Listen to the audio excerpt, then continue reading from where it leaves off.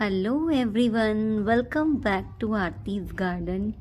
आज की शुरुआत सुंदर सुंदर हिबिस्कस प्लांट के साथ। मेरे पास हिबिस्कस के, जिसे हम गुलहड़ भी कहते हैं, 20-21 प्लांट हैं, जिसमें कुछ देसी वैरायटीज़ भी हैं और कुछ हाइब्रिड वैरायटीज़ भी हैं। जो ये प्लांट मैं आपको दिखा रही हूँ, देखो, जो हाइब्रिड प्लांट हैं उनका तो इस टाइम सीज़न है कि वो फ्लावरिंग कर रहे हैं। कुछ पे फ्लावरिंग कम हो गई है क्योंकि सर्दी बहुत ज़्यादा है, लेकिन जो देसी वैरायटी है उनकी कंडीशन ज़्यादा सर्दी की वजह से कुछ ज़्यादा अच्छी नहीं है।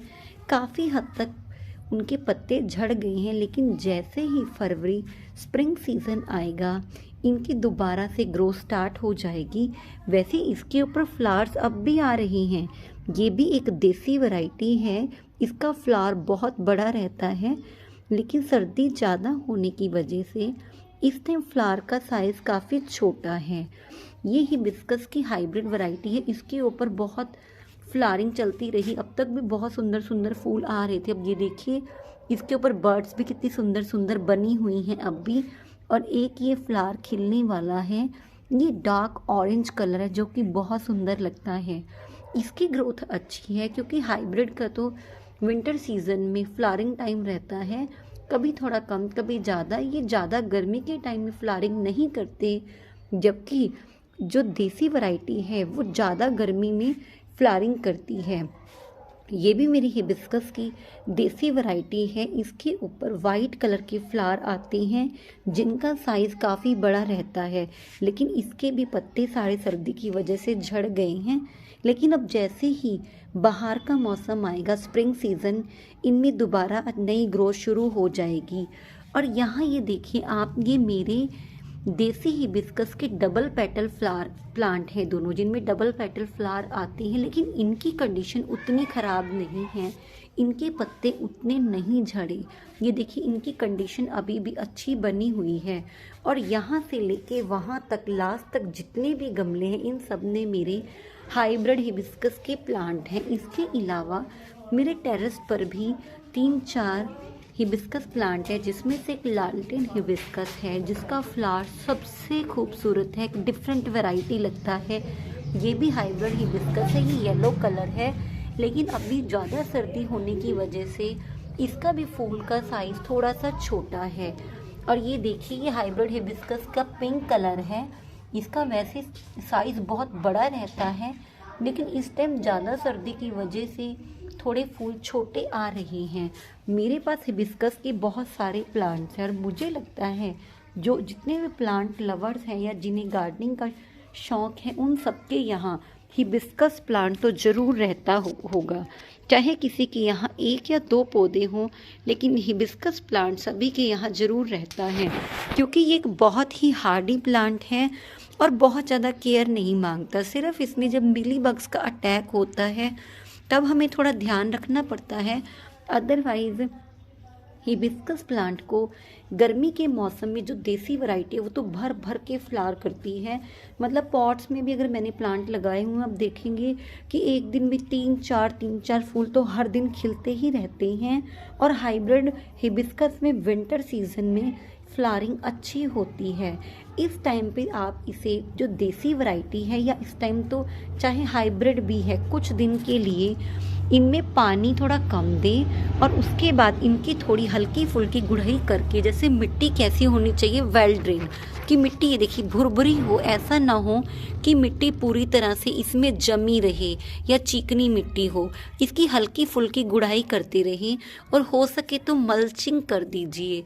मल्चिंग मीन्स अगर आपके गार्डन से कुछ सूखी पत्तियां निकलती हैं, उन पत्तियों से इन पौधों को ढक दीजिए। इनकी मतलब मिट्टी को, यहाँ से पूरी मिट्टी को ऐसे ढक दीजिए ताकि जड़ों में सर्दी ज़्यादा ना लगे। वैसे तो फरवरी में अब भी हमारे आज यहाँ धूप निकली हुई है। जैसे जैसे धूप निकलेगी इनकी ग्रोथ दोबारा से अच्छी होने लग जाएगी, लेकिन शाम के टाइम और सुबह यहाँ बहुत ज़्यादा धुंध रहती है, तो इसलिए कुछ दिन तक तो अभी कंडीशन कुछ ऐसी ही रहेगी। लेकिन मल्चिंग से क्या है कि यही सूखी पत्तियाँ जैसे ही मौसम चेंज होगा तो खाद का काम करेंगी और फिर से इनकी बहुत अच्छी ग्रोथ शुरू हो जाएगी।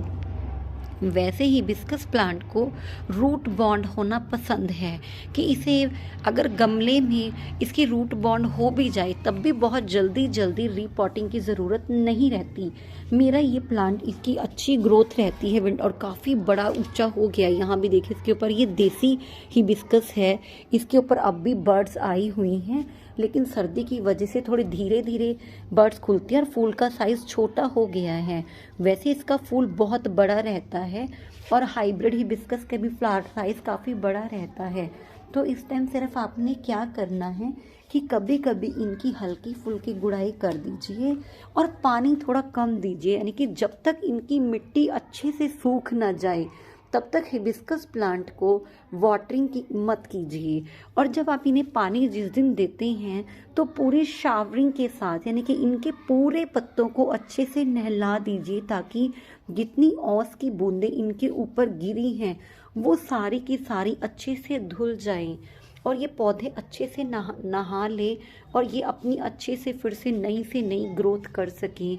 और जैसे ही स्प्रिंग सीज़न होगा तो देखना इन प्लांट्स की कितनी अच्छी ग्रोथ होगी। फिर हम इनमें हल्की फुल्की खाद की जो रिक्वायरमेंट होगी वो देंगे और अगर किसी प्लांट को रीपॉटिंग की ज़रूरत होगी तो वो भी स्प्रिंग सीज़न में ही करनी चाहिए, फरवरी से लेके मार्च तक, जब धूप अच्छे से निकलनी शुरू हो जाए। और इसके अलावा अगर आप हिबिस्कस प्लांट के बारे में कुछ भी जानना चाहते हैं तो मुझे कमेंट बॉक्स में पूछ सकते हैं। और अगर आपको लग रहा है कि अब आपके प्लांट में मिलीबग ने अटैक किया है तो मैं उसके लिए भी आपको एक होम रेमेडी या सॉल्यूशन बताऊंगी ताकि आप अपने प्लांट को फिर से सिक्योर कर पाए। वैसे मेरे यहाँ देख लीजिए आप कितने सारे प्लांट हैं और अभी 4 से 5 प्लांट मेरे टेरेस पर भी, ये मेरा बैकयार्ड है, बैकयार्ड गार्डन में इतने प्लांट हैं, सारे हिबिस्कस के हैं। Because I love hibiscus plants, so इसलिए मैंने इतने सारे हिबिस्कस प्लांट लगाए हुए हैं और ये डिफरेंट वैरायटीज़ हैं।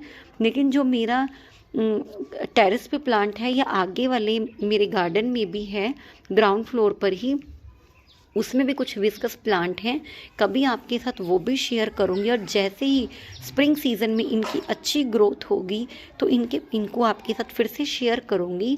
और हिबिस्कस प्लांट के लिए कोई बहुत ज़्यादा केयर की ऐसी ज़रूरत नहीं रहती, लेकिन इनकी हल्की फुल्की ट्रिमिंग, ज़्यादा हार्ड ट्रिमिंग नहीं, सॉफ्ट ट्रिमिंग आप करते रहिए। इस टाइम तो ज़रूरत नहीं है, स्प्रिंग सीज़न में करेंगे ताकि इनकी नई ग्रोथ होगी और बहुत सारी टहनियाँ नई बनती रहेंगी और उनके ऊपर नई बर्ड्स बन के अच्छी फ्लावरिंग हो। Then do like, share and comment my video अगर आपको अच्छी लगती है और मुझे यूट्यूब पे सब्सक्राइब करना मत भूलिए। Thank you so much.